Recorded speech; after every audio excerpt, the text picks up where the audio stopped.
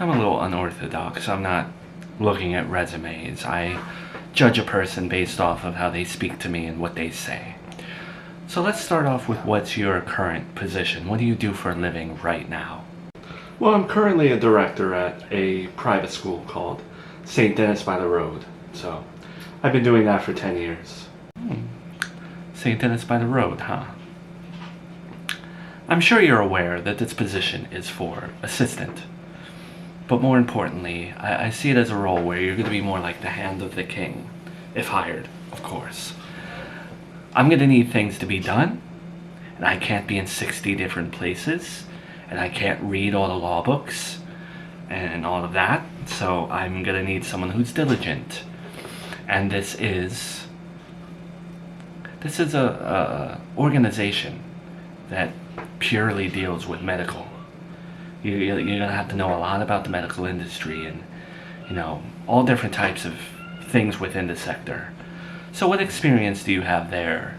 Well, before I did the director job, I was a nurse, and I also worked in pharmaceuticals. So I know the medical industry pretty well. Okay, that's good. Not to cut you off, but I also did an administrative assistant position. So I know how to be an assistant too. Even better. I like it. I wanted to just throw this out there. St. Denis by the Road, that school, my grandson, Junior Riley, actually attended. Riley. Yes, I remember. Oh my God. You guys were the family in the news recently, right? I'm so sorry. I appreciate that, but really rather not talk about it.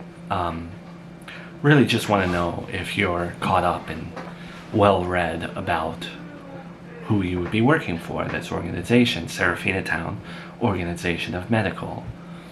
Are you familiar with us? Because I know the public doesn't necessarily do a deep dive on us from time to time.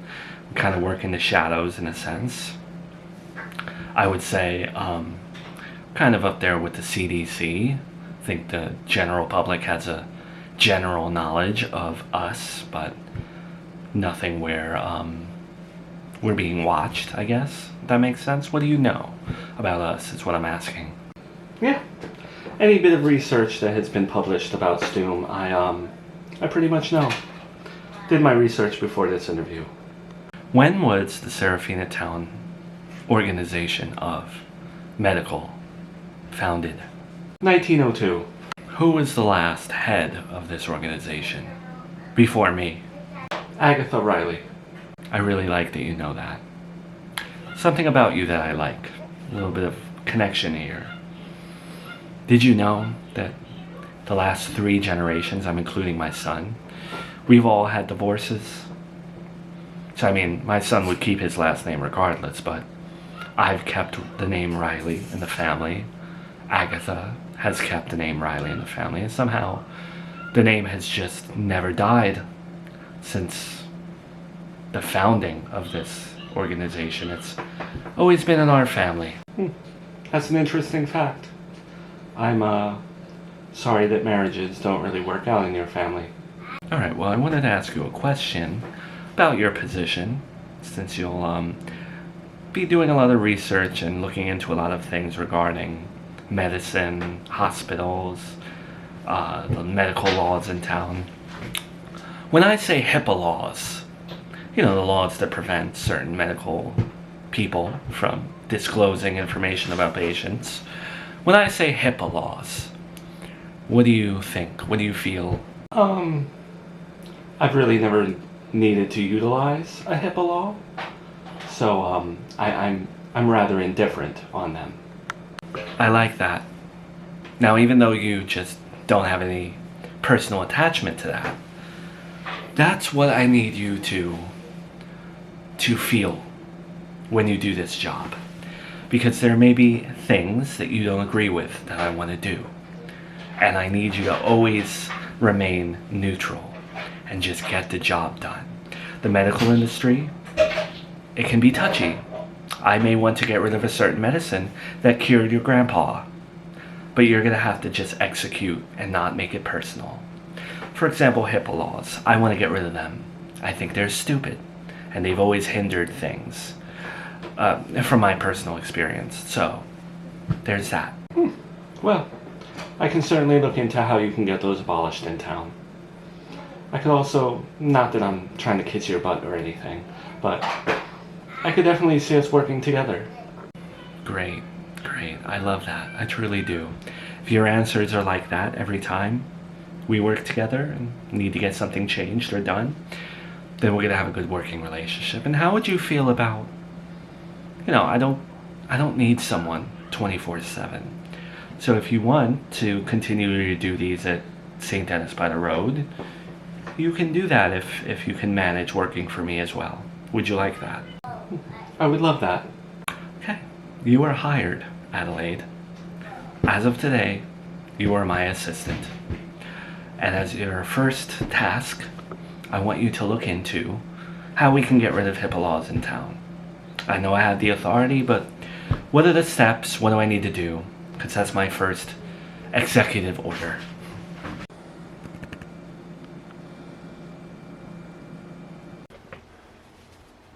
Holy crap. Hi.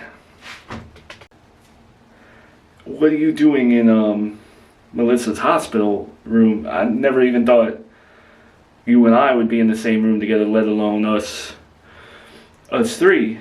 Well, I know she had her incident, and I know it might not be looking good, right? I'm just at a place where I don't know. I feel like it's the right thing to do, given the fact that she really doesn't have anyone, and I want to close a chapter. I want to do the right thing. Just I don't know. Oh wow. That's it's really mature of you. You have no investment, no personal anything towards Melissa. So this is you definitely have a place in heaven, I would say. Yeah, I just feel like given everything that happened to Junior, I don't want to. It's easy to be bitter. So I'm trying to do everything that's the opposite. Try to love, I guess.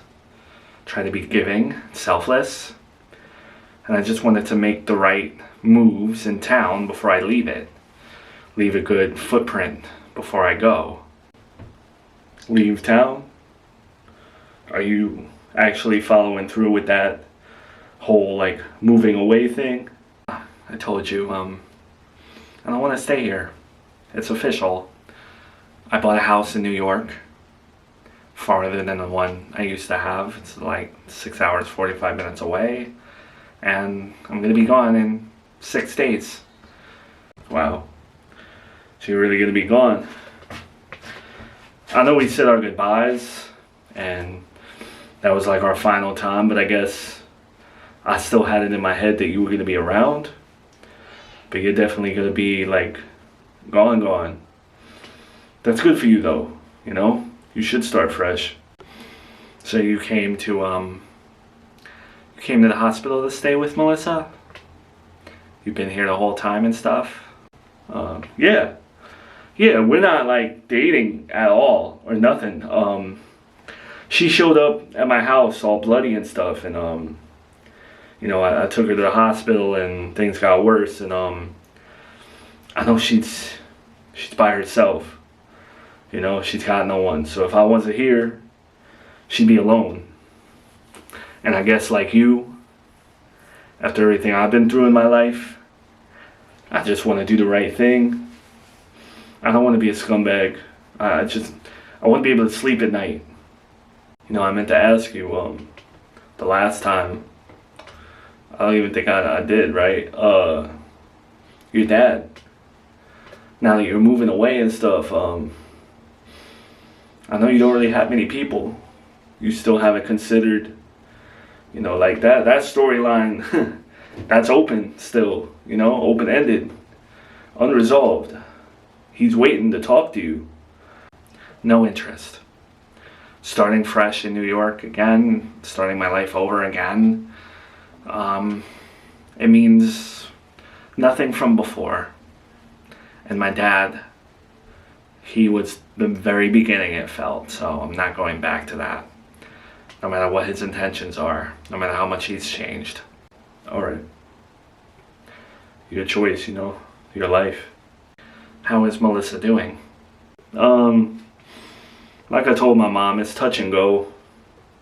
There's really no telling what's gonna happen with her.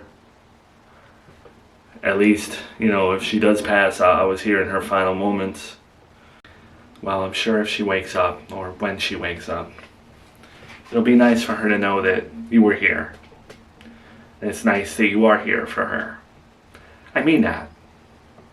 You should be here for her. And so are you. Yeah.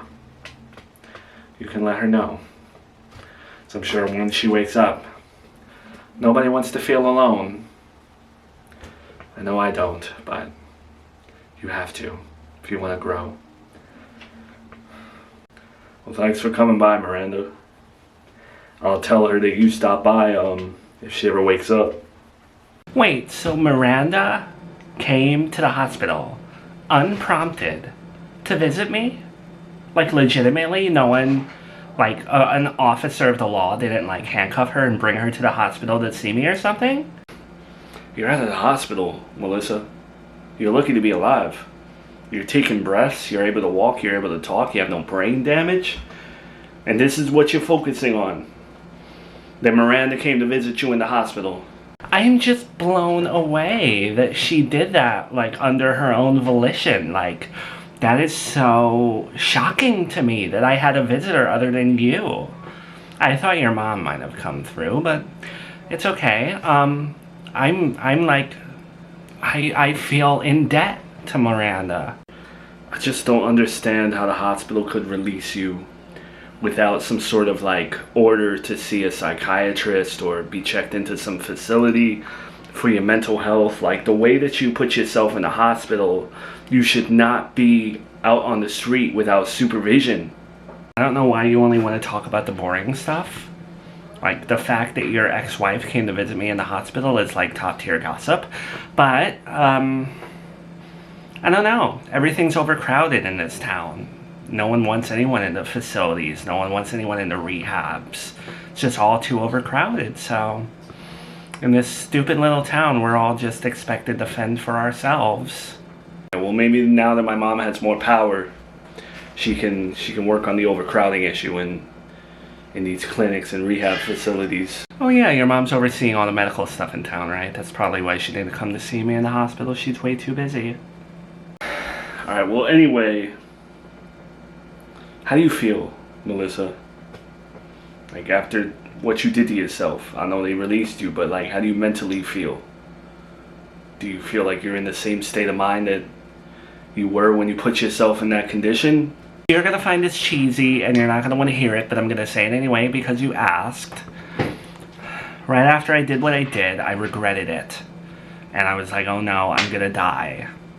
And then I saw you, and the second I saw your face, I regretted it even more. Because I didn't want to die. I didn't want to not ever see you again. So now that I'm okay, and I legitimately have another lease on life, I'm happy. I'm not happy that I don't get to be with you, and that I don't have the life that I want, but facing death really sucked.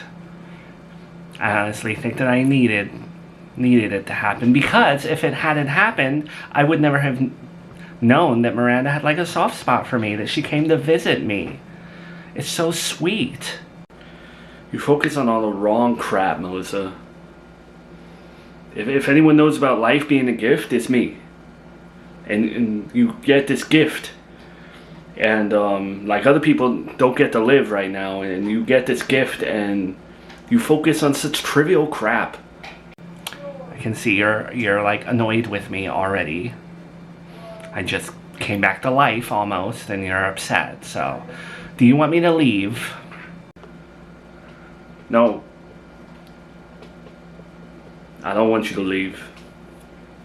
Why not? If I'm annoying you, you don't want me to be your girlfriend, you don't even want me in your life, why would you want me to stay here then? Because, Melissa, I stayed in the hospital with you for a reason. I wanted you to pull through. I wanted to be there for you. Because no one else was, okay? You have nobody else. And then I expected you to wake up, and then they would give you some sort of rehab program, some medication, some person in a white coat to help you, and it would never happen again, and we could be on our way. But they didn't do that.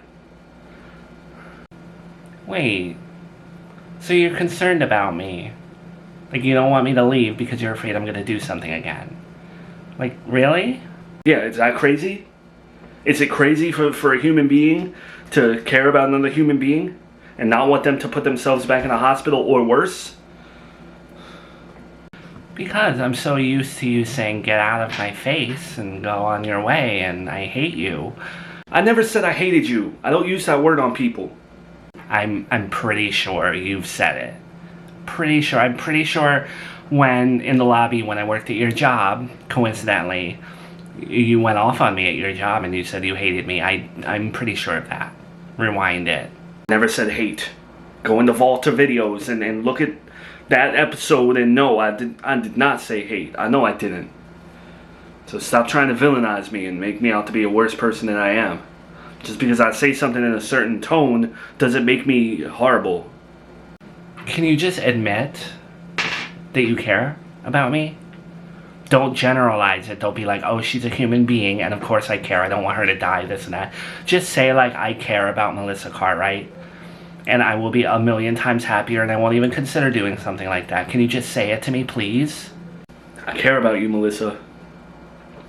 I care about Melissa Cartwright.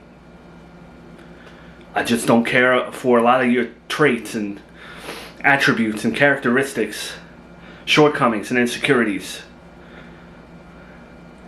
But I don't want to see you die. I don't want to see you ever do something to yourself like that again. Ever. It was stupid. That is so sweet to hear. And you know what? I care about Miranda. I do. Anyone that came to visit me in the hospital is in a different tier of my life. Like, she has no idea what that did for me. It's first for everything, huh? So, since you have a newfound appreciation for Miranda, if hypothetically one day, years from now, we rekindle in a library, romantically, me and Miranda, will you be okay with that? Okay, I didn't say all that. Did not say all that whatsoever. But she definitely, I would definitely be friends with her. Because, like, she saw me in a hospital gown. No bra, no nothing. Like,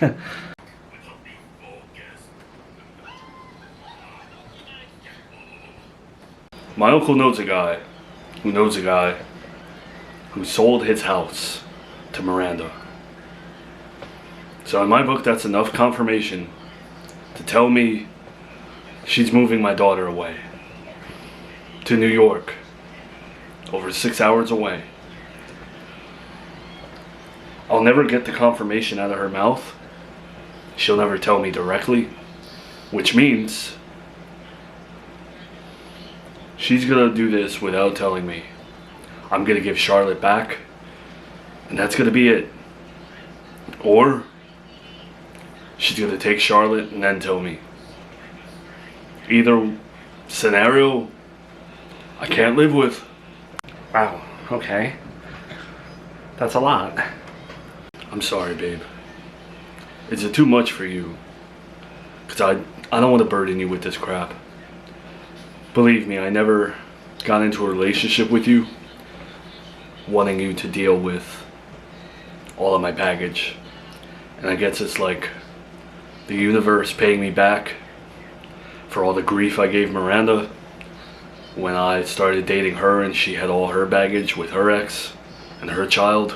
No, it's not too much for me. It's actually the most entertainment I've had in my life ever. But as someone who's held Charlotte and has a little bit of a connection to her, what are you gonna do? I know what I'm gonna do. I have a feeling that this week she's moving all her stuff there. I have a feeling that she's gonna be move-in ready on the 6th day. And when the time comes that I'm to turn Charlotte over and give her back, I'm not doing it.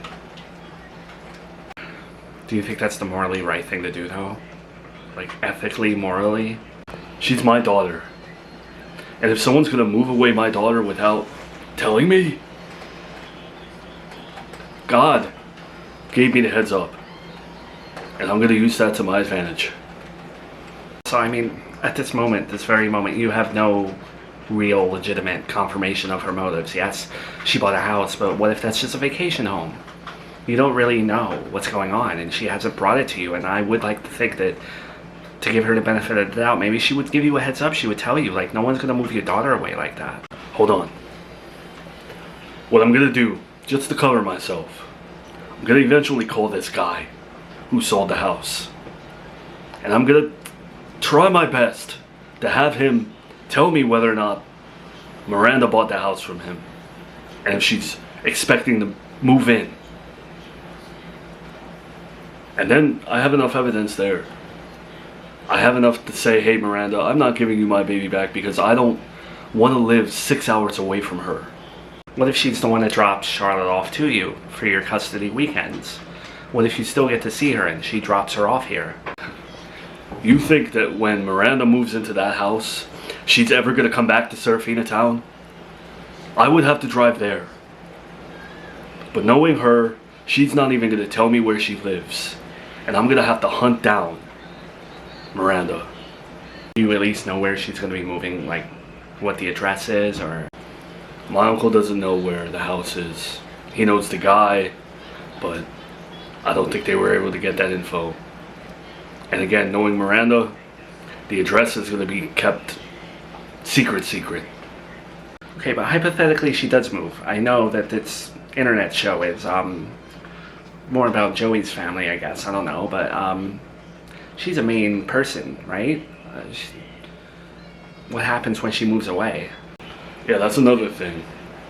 Not to break the fourth wall, but I did speak to the producers of the internet show, and they told me that Miranda, in 6 days, she don't want nothing to do with it anymore. So that should tell you enough.